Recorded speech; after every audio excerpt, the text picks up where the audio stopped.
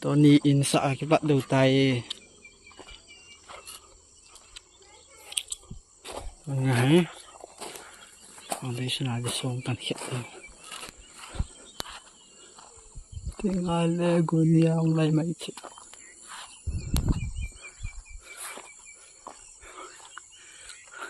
mà gọi là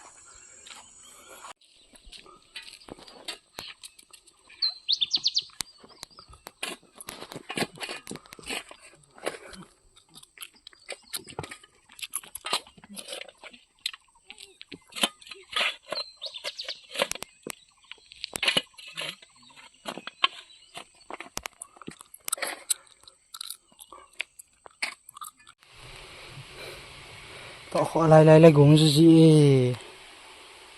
tôi nghĩ cái lại chi làng tôi núi làng trời tài chế xuống tôi nghĩ khiển hết ai bắt nào họ lại cái to làng nhìn lại tụ đi à gấu rút ta ai có thả chi đâu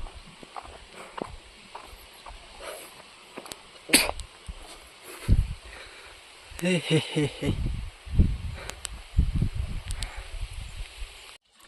là có phải đang có ai họ bắn lại thành sự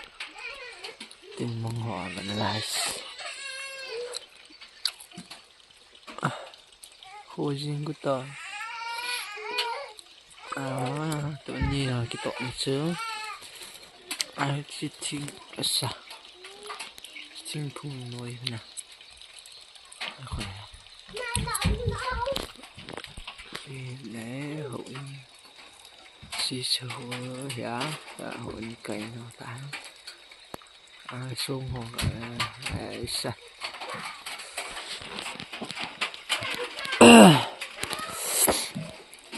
chân chơi tân tí ô gối chỗ lè in tí bông tay